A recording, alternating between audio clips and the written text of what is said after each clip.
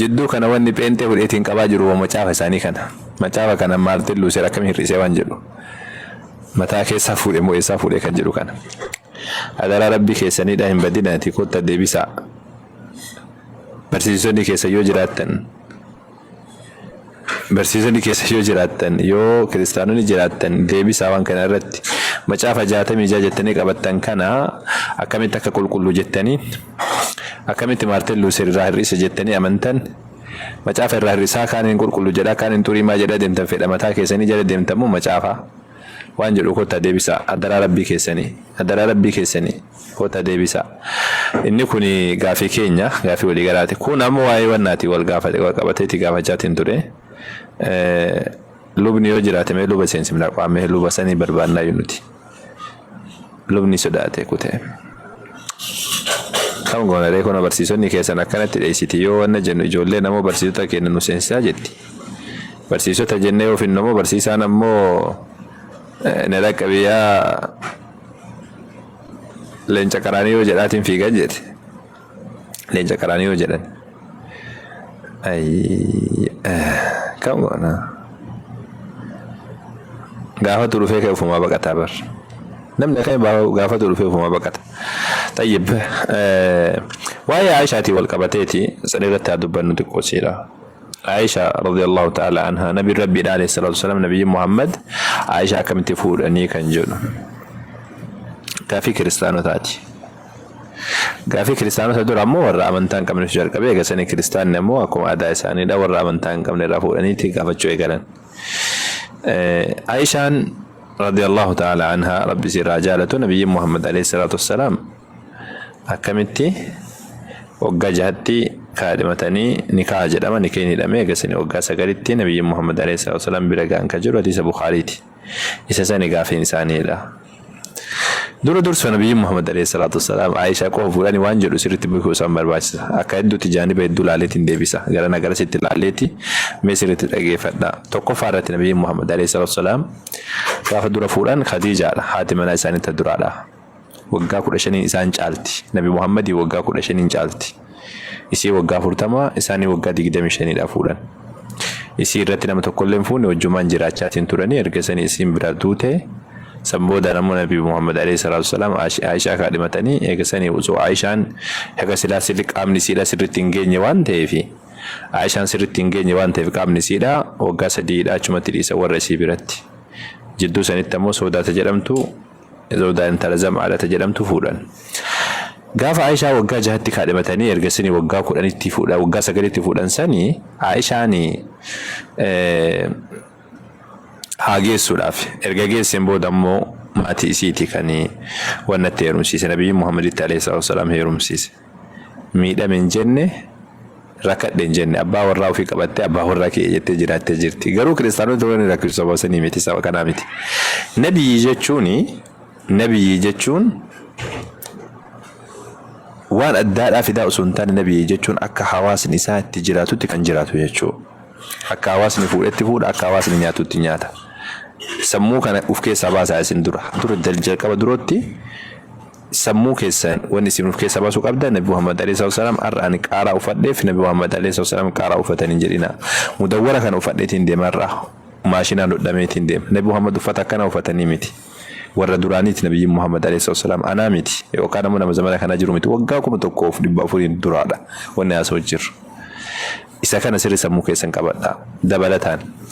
Aisha radhiyallahu ta'ala anha jaalattee himmiidha min jenne rakkaden jenne nabi Muhammad alayhi wasallam abbaa warra ofii beektee nagaan jiraattee jirti akka intalli takka bultutti bultii ofii jaarattee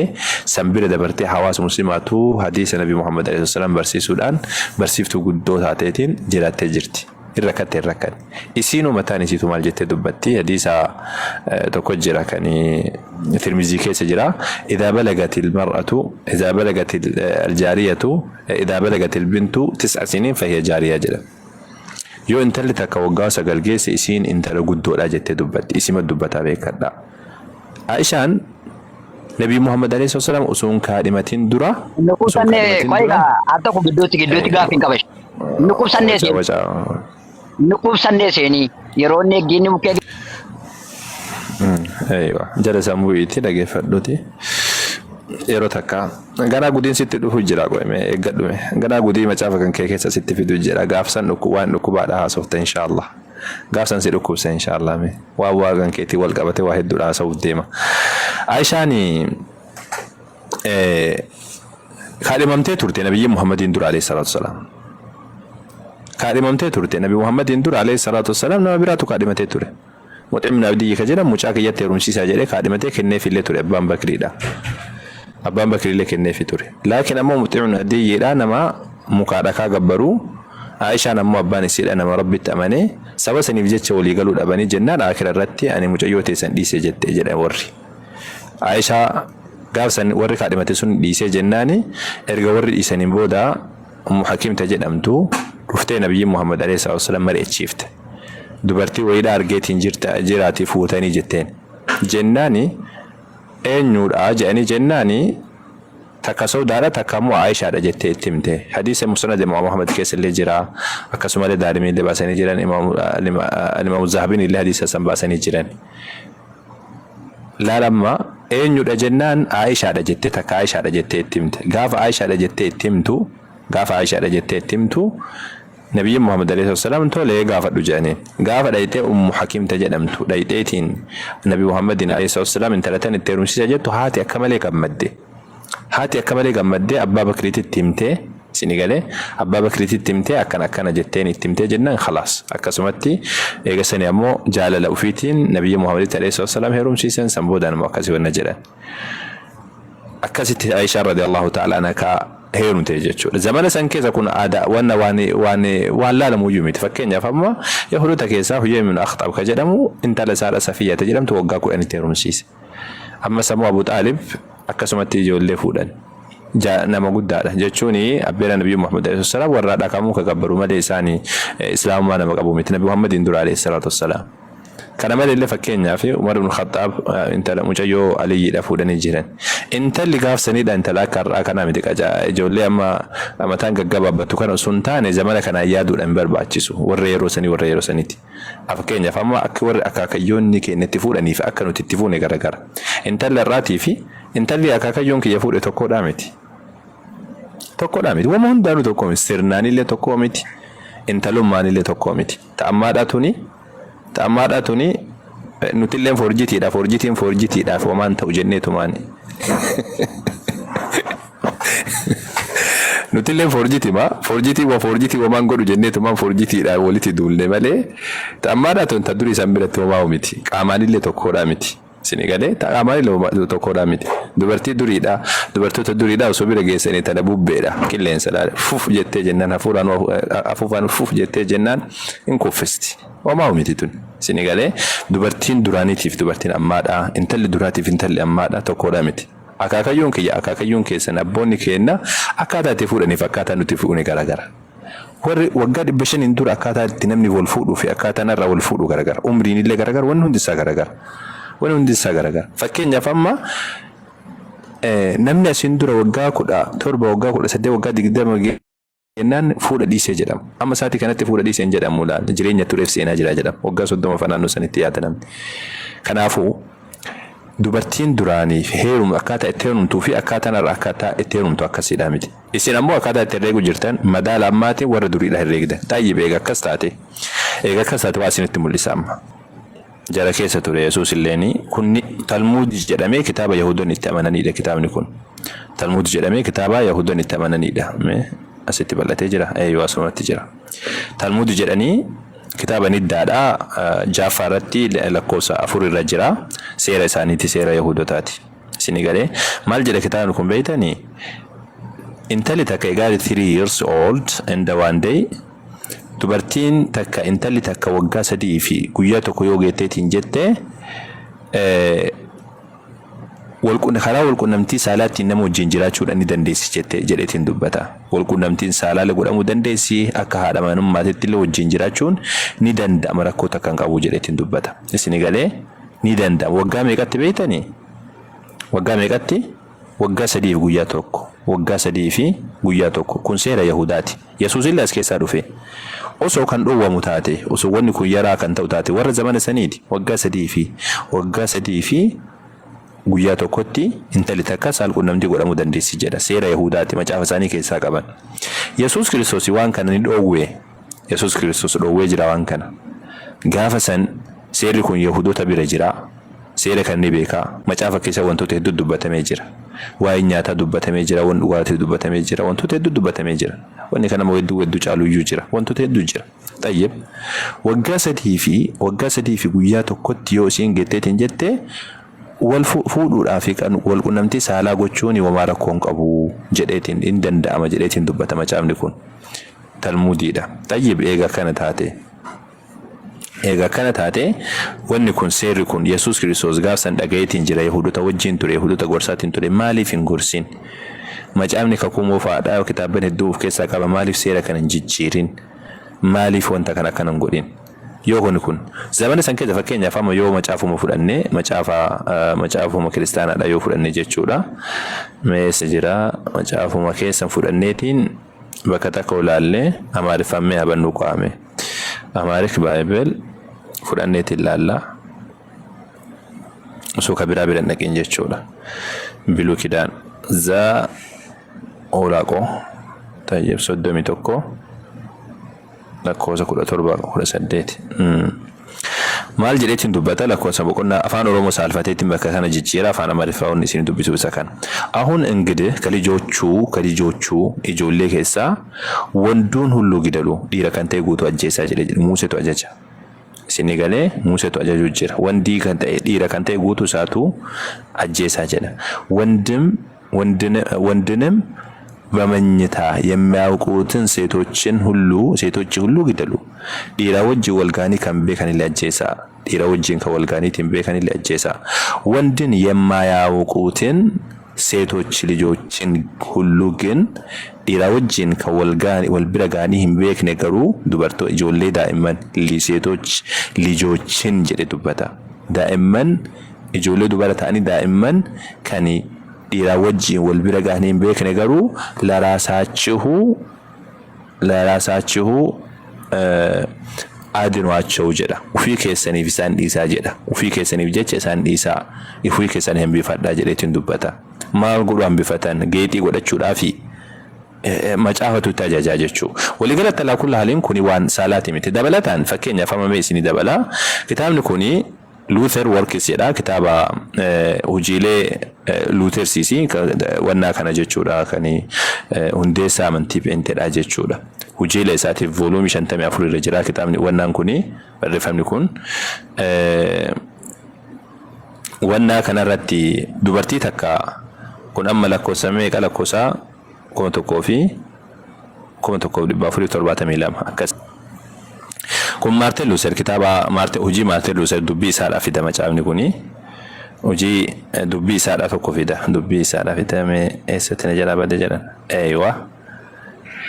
isheetti mul'ata natti fakkaata lakkoofsa meeqarratti lakkoofsa 1,525 irratti akki jedhu gaaf tokko namni tokko doktora tokko jedha namni doktora tokko nama wahiidhaa wannatti ergee jechuudha nama wahiidhaa wannatti ergeeti Maartin Luuseritti ergesani ammoo waa'ee intala takkaadha jechuudha intala akka dubbatee isiin sun intala abbaa warraa isiitiin wal hiikteetiin jirti isiisaniif abbaa warraadha gaafatee jedha abbaa warraadha akkasii wanna jedhu akka isiidhaa fi argan gaafatee jedha haa heerumtu jedhe jenna Maartin Luuser maal jedhe jedha maarree haadha warraa barbaaddaa fi jedhe dhugaadha isiin she is over 7 years of age waggaan isiidha waggaa 6 irraa ol dabreetiin jiraati jedhe waggaan isiidha waggaa meeqaal waggaa 7 ol dabreetiin jira waggaa 7 ol dabreetiin jira laal ma eenyu jechuu jira Maartin Luuser hoogganaa hundeessaa warra kiristaanaa kana jechuu warra penteedhaati jechuudha waggaa 7 caaltee jirti intalli tuni let her find her own husband isiidhaaf maarree abbaa warraa isii barbaachisaa abbaa warraadha isiif barbaachisaa isiin argachuma qabdii jedhe garuu ammoo ani isiidhaaf abbaa warraa arguun qabu jedhe ana eenyutu abbaa warraatiif akka abbaa warraa isiidhaaf argu eenyutu na dirqi eenyutu na taasisee jedheetiin akkasitti dubbatee jedha abbaa warraa akka waggaa 7 irra yoo caalteetiin jette abbaa warraa akkasii barbaachisu ni beekaa jechuu walii galatti isa kana walii galatti alaa kulla haal kan dubbannu wanni ammoo duratti dubbachaatiin turre hatta waaqni kiristaanotaadha jechuu Yesuus Kiristoos haati inni irraa dhalate gaafa isiin deessu sanii takriban waggaa 12 irraa waggaa 14dha jedhan akkami sammuutti isiniin ulfaanne tayyuu kun inni kun akkami sammuutti isiniin ulfaanne dubartii fuudhuun akka aadaatiin akka yerootiin malee yeroodhaan malee zamana kana keessaan fakkeenya osoo islaamummaa keessatti ijoollee waggaa 9 osoo namni fuudhaa jedhu dhoowwamaadha kun hin ayyamamu zamana kana keessa akka amma jirrutti dubartii waggaa 9 namni tokko hin fuudhu osoo jedhe hin ayyamamu dhoowwamaadha sinigalee dhoowwamaadha laakiin zamana duraanii keessatti ammoo zamana intalli akkasii geessuutti ammoo rakkoon qabu nuti islaamummaa keessatti fuutii yeroodhaan miti umriidhaan osoo hin taane intalli sun gahuudhaan intalli sun bilchaatu ta'uudhaan abbaa warraa wajjin jiraachuu danda'uudhaan khalaas saganu waggaa 20 iyyuu taatee yoo abbaa warraa wajjin jiraachuu hin dandeenye intalli sun abba heerumsiisuun hin ta'u garuu ammoo waggaa 12 yoo taatee yoo heeruma geetteetiin jette yoo abbaa warraa wajjin ciisuu dandeesse rakkoon qabu waggaa 20 taatee yoo abbaa warraa hin dandeenye hin ta'u nu biratti muslimtoota biratti isa kana miizaanni keenya guutuun jechuudha zamana amma zaati kana osoo ka'e nam tokko waggaa 9 intalan fuudha jedhee hin dhiifamu islaamummaa keessatti dhoowwamaadha laa darara walaa diraar nabi muhammad alayhi salatu wasalam zamana san keessa fuudhe jedhanii fuudhuun hin ta'u sinigalee waggaa 10tti waggaa wannatti akka isiin hin miidhamnetti ta'uudha qaba kana al-Imam an-Nawawi rahimahullahu ta'ala kitaaba isaanii sharh muslim keessatti dubbatanii jiran islaamummaa keessatti qaa'idaa guddoon jirtu laa darara walaa diraar nama miidhuun hin ta'u akkasumallee namni nama miidhalli miidhaadhaan deebisuun hin ta'uudha walii galatti isa kana islaamummaa keessa barsiifni jiru malee nu callifne duudaadhaa miti akkanumatti deemnaa miti zamanaanii miti nuti intalli takka heerumuudhaa fi umriidhaan miti umriin har'a intalli waggaa 18 heerumuu dandeessi yookaan fuulduratti yoo isiin gaggabaabduu haganaadhaa taate waggaa meeqa waggaa 30tti ta'uu danda'a fuulduratti yoo rabbiin jiraachise ta'ammaatu iyyuu kun yoo gabaa keessa dhaabataniitiin laal hojjaan isiidha haganaa teessoo bakka taa'u kana bira xiqqishuu dabarte malee asii bira baay'een dabartu yoo takka taate malee gaggabaabatte dhumatte deemee kana yoo kana gaddeebiti kana amma yoo gaggabaabataa jirti laala deemte fuulduratti waggaa 30 ga'uu dhabuu dandeessi yoo rabbiin nama jiraachise guyyaan qiyaamaa dhaabbatutti ammaaf ammoo waggaa 18tti waggaa 16tti waggaa 17tti 18 waggaa 20tti hin geessi ammatti laakiin har'a kana saati kana ijoollee waggaa 12 osoo fuudha jette rakkoo guddaadha ijoollee waggaa 12 fuudha osoo jette isiile cinqita ofiile cinqamta garuu zamana duraanii keessatti waggaa 12 yoo fuudha jette rakkoon qabu sinii galee rakkoon qabu sun har'a kana ijoolleen dubaraadhaa irratti waggaa 30 fuutee bar mana horachuu hin dandeessu bar ol kaatee tuman siree afuu hin dandeessu la mubaala laaluu dandeesse malee akka daa'imaadha siree afuu hin dandeessu irratti waggaa 30 fuudhee namni wajjin rakkatu jira irra kiruu duraan ijoollee waggaa 12 bar gosa horatti wallaahi akka nu dhageenyutti akkasii bar gosa horatti duraan waggaa 30 teessee mubaala laaltii bar teessee waggaa mubaala laaltiidha akkasii bar duraan bar gosa horatti wannaan intalli waggaa 12tti waggaa 14tti akka dhageenyutti akaakayyoonni ababayyoonni yeroo isaanii zaman isaanii keessa jechuudha zamanaanii miti nu biratti islaamummaa keessatti walii galatti zamana osoo hin taane eenyu kana umriidhaan osoo hin taane nu biratti akka zamanaatiin jijjiiramaa deema zamana keenyaaf zamana akaakayyoota walitti qabuun hin ta'u zamana akaakayyootaaf zamana nabiyyi Muhammad alayhi wasallam walitti qabuun hin ta'u zamana nabiyyi Muhammad zamana Yesuusii walitti qabuun hin ta'u zamana Yesuusiif zamana Yahudoota duraaniyyuu nabiyyi Muusaa walitti qabuun hin ta'u dheeraadha zamani fagoo zamana nabiyyi Muusaa tiif zamana Ibraahim walitti qabuun hin ta'u zamana Ibraahimiif zamana Adam alayhi salam walitti qabuun hin ta'u isinii galee garagara wannaan kunneen akkasitti wanna jedha inshallah akkasitti badhaa jechuudhaaf amma isin seensisuu danda'a kiristaanonni jechuudha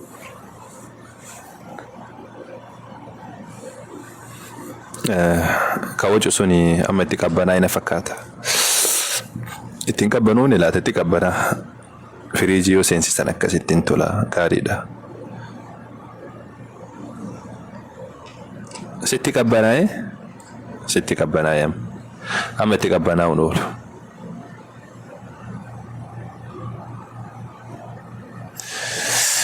Hayyee kiristaanota qofa amma carraa kiristaanota qofaaf kenna isiniif hin kennu ijoollee muslimaatiif. Isin ga'ee jira duratti gaafadhaa jedhee gaafin tokkicha sirnaan gaafatu dadhabdanii gassi buusaa qaba. Gaafii tokkicha sirnaadhaa fidaa jedhee gaafii tokkicha diddanii. Yaallah itti fuufi feeneeti. Nagaa akkam kan ustaas jirtu hundumti keessanii warri jalaalle. Jirra alhamdulillah fayyumaami. Nagaa galata waaqayyo. Maaltu jira? Wallahi hogguun jiru. Safar hanin milik eesuu ta'edhe. Tayyib yoo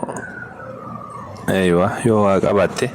yoo gaafii qabatte gaafii kan kettiifu amma kiristaanota qofa irraa fuudha namni tokko irraa fuudhu. Okay. Hayyee gaafii kee ustaaza. Amma fakkeenyaaf namni tokko yeroo du'e waa sadii irraa gaafatamaa maleekaan galgala dhufe waa sadii irraa gaafatamaa jedhama akkasitti yeroo barsiisan dhaga'e. Tokko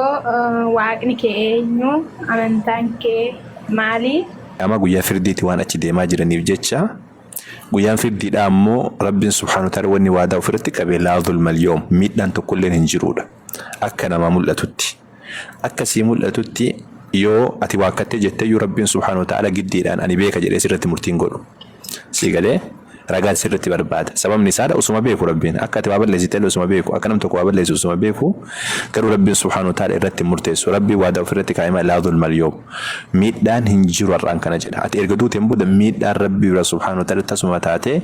rabbiin subhaanahu ta'ala si miidhu ofirratti qabeetiin jira. Akka ati balleessaa kan keedha ofitti amantu si godhe erga sanii ibidda si seensisa. Si galee gaafiin eessarra jalqaba erga qabrii seentirra jalqaba. Si gaafatan wanni si gaafatu nabii rabbiin subhaanahu ta'ala si gaafatu sun tani malaayikaan si gaafata. Malaayikaan gaafa si gaafatu warra akka miidhaa rabbiin afaan kaa'ala. Rabbiin waan beekuuf akka inni dubbatu godha. Yuthabbitu Allahu alladhiina aamanu bilqawli thaabiti jecha gad dhaabataadha warra amanan gad dhaabaa jedha rabbiin subhaanahu ta'ala. Jiruu duniyaa irratti illee akhira irratti illee si galee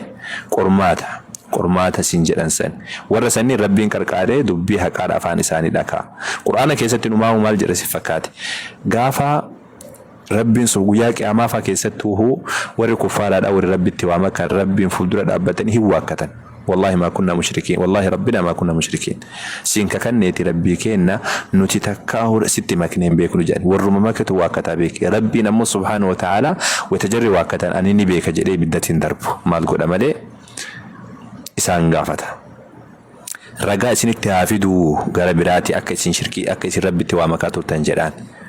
لك لا نقبل شاهدا إلا من أنفسنا نما برادا شعرك رجان رتبهم بربانو جانتي تنجران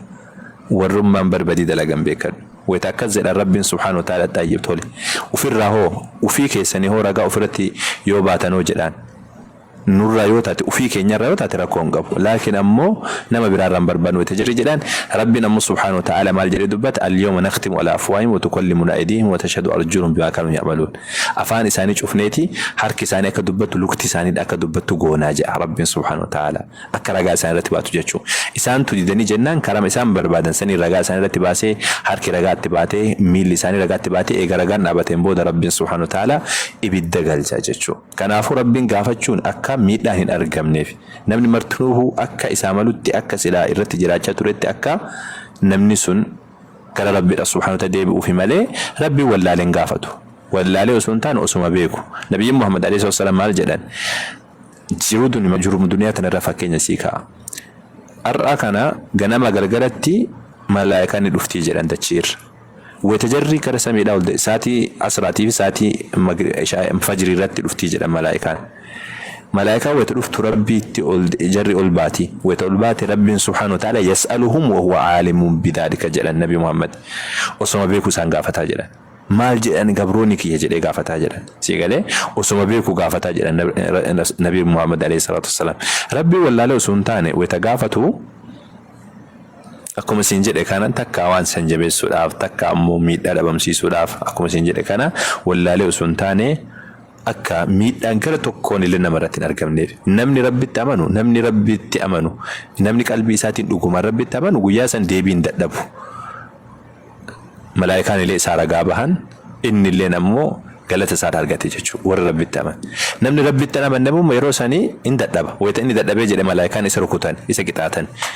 malaayikaan isa qixaatan wayita inni qixaatamu san ammoo namtichi sun waan hin dalageen badiin isaadhaa isaaf murtaa'ee jechuudha akkasanii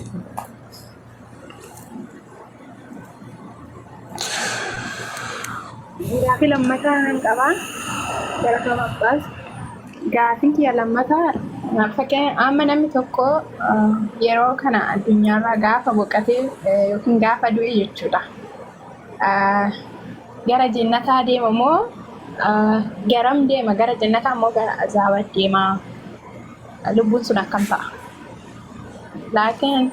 fooninis lubbuudhaanis gargar bahee too deema moo akkam isa kanarratti illee ifan fedha. Hayyee. Nabi Muhammad alaihi wasallam hadisa Imam Ahmad keessa jiru keessatti himanii jira waa'ee kana wal qabatee akkaataa namti du'u wayita namni du'u jedhan hadisa Baraa ibn Aazib hadisa dheeraadha siifii kudhaaf ammoo hadisni dheeraadha waan ta'eef jecha walitti qabee si hima waa'ee inni dubbatu jechuudha. Hadisa Baraa ibn Aazib jedhanii hadisa dheeraadha musnad Imam Ahmad keessa jira. Maal jedhan yeroo namni du'u jedhan yeroo namni du'u ejji namaadhaa wani gara gubbaadha ol ilaaltuu fi ruuhiidha lubbuun isaa wayita keessa baatu gara gubbaa waan ol deemtuuf jecha ruuhii ofiidha hordoftii jedhan ruuhii isaadha hordoftii jedhan wannaan ejji isaadha jechuu ejji isaadha ruuhii isaadha hordoftii jedhan ruuhiin gara gubbaadha waan ol deemtuuf waan kana wal qabatanii Nabi Muhammad alayhi wasallam gaafa malaayikaan ruuhii nama keessaa fuudhu dhufu warri isa qarqaaru wanti ruuhii san irraa fuudhutu illee jira malaayikaan ka jannataatu jira kan ibiddaatu jira malaayikaan yoo namtichi warra ibiddaa taate malaayikaa ibiddaa bifti isaanii kan nama sodaachisutu fuudhanii waan ajaa waan xiraadhaan qabaniitiin oliin bahan jedhan malaayikaan yoo ammoo warra jannataa taate malaayikaa bifti isaanii gaggaariidha ammas ammoo waan gaariidhaan isa qabataniitiin uffanni isaanii gaggaarii waan urgaa'u keessa qabataniitiin ruuhi isaadhaa kabajaadhaan oliin deemantu jira jedhan Rabbiin subhaanahu najaanu abaasu wayita namtichi du'e malaayikaan du'aadhaa suni namticha kana keessa ruuhii fuudheeti jaratti kenna wayita jaratti kennu achi booda malaayikaan kun fuudhanii gara gubbaadha oliin deeman gara gubbaadha yeroo oliin deemanii yoo namtichi sun nama jannataadha ta'e malaayikaan samii keessa oliin bahanii jedhan yoo namtichi kun nama hamaa ta'e ammoo balbala jannat balbala samiidhaa ittiin oliin bahuu hin danda'an in gaafatama malaayikaan ni wal gaafatan namtichi kun eenyu eebaluudha badii dalagaa ture mi'ee warra ibiddaati mi'ee eega akkas taate maal godhu oliif daree samiin hin banamuu fi jiran rabbiin subhaanahu wa ta'ala laa tufattaxu lahum abwaabu samaa balbali samiidhaa isaaniif hin banamtu jedhe dubbate rabbiin subhaanahu wa ta'ala samii ittiin ol samii keessa ol deemuun hin danda'an samii keessa ol hin deemtu gara jannataadhaa dhiisitii samii keessa ol hin baatu achi boodaan ammoo gaddarbadhaa isaaniin jedhama jarri gaddarbatanii jedhan wayita gaddarbatan erga sani ammoo namticha biratti deebitii qabrii irra teessillee warri jedhu jira takka ammoo bira barhuuti jedhanii yamanii kana jirti achi keessattillee achi keessa qixaaxamtillee warri jedhu jira ibidda jahannam keesseentillee warri jedhu jira waliigala talaalluun gaddarbatamtiidha warri mu'minaadha ammoo isiin ni qixaaxamte akka hundattuu bakka itti qixaaxamtu bakka kanallee haa jedhamu baatu ni qixaaxamti gariin isiidha ta ibiddarra fidamtu jira ta ibiddarra fidamtu jira rabbiin subhaanahu wa ta'ala warra fir'aawnaa wata dubbatu lubbuun isaaniidha galgala ganamatti wannaara fidamtii jedha eenyu kan ibiddarra fidamtii jedheetiin dubbata warri akkasiidha jira warri gariin ammoo ka qabrii biratti ruuhiin isaanii haftu jira wannaa keessa jira jechuudha siin jechuudhaaf eenyu kana isa kanatu jira nama hundaadha kan jiru suni waan ulamaa inni beektoon islaamaa irratti haasawan warri jannataadha ammoo ruuhiin nama jannataadha ammoo fuudhamtee gara gubbaatti oliin baamti fuudhamtee gara gubbaatti oliin baamti tajannata keessatti seentu jirti tajannata keessatti bifa allaattiidha itti rabbiin subhaanahu wa ta'ala godhee bifa allaattiitiin deemtee jannata keessa jiraatu jirti akkanumallee jannata keessa kaa'amtu jirti waliigala talaa kulla haalin tanam rabbitti amaneedha gara gubbaadha ol baati kabajaadhaan teessi tuun ammoo gaddarbatamteeti bakka qixaataadhaa teessi ruuhiin ni qixaatamti jechuu qaamni illee ni qixaatama ammoo achumaanuu qabrii keessatti ni rukutama jedhan nabiyyi Muhammad alayhi salatu wassalam ni rukutama jedhan garuu akka nuti ijaan arginutti miti akka nuti ijaan arginutti miti beekadhu qaamni rukutama itti jennu akka nuti ijaan arginu kanatti osoo hin taane akka malaayikaa qofaaf mul'atudha. Waan kana namni hirriba keessatti waan argu ijaan mul'atu bar argeetiin lafaa ka'a malee akkuma sammeeqa kunuyyuu arguu hin danda'u jiru duniyaa irratti. Garuu ammoo qabrii keessatti ammoo akkamiin rukutamaa kunoo namni yoo qabrii bananiitiin jedhanii bakka dhaame hin argamu mul'atu ka jedhu dhugaadha nutti mul'atu kun jiru duniyaati. Jiru duniyaa waan jiruuf sun ammoo qixaatamuun ammoo ganda biraati. Ganda biraa keessatti akka yeroo bakka saniitti malee akka keenyatti miti. Akka keenyatti miti qixaatamuu isaa ammoo wantoonni biraa dhagaa malee namni dhaga'uu hin danda'u jinnii fi namni dhaga'uu hin danda'u inni kun. Kanaafuu wanni sun akkasii qixaatamuu illee qixaatamanii Rabbiin subhaanahu wa ta'ala nu baasuuti. Qaamni illee rukutamaa akkasumallee ammoo ruuhiin illee ni rukutamti. Rabbiin najaa nu baasu hunda keenna warra ibidda jahannam jalaa bahu Rabbiin nu taasisu. Akkas. Gabaabsee siin hadiisni dheeraadha wantoota hedduu keessa ibsamee jira. Nihayee galatama ustaazana geera. Tole. Gaaffii biraa yoo qabaatte gaaffii biraas gaafadhu. Ana maaf hin qabu. Du'aa bichaa naa godha. Rabbiin si haa laafessu. Du'aa maal jennee si haa goonu. Rabbiin si haa laafessu.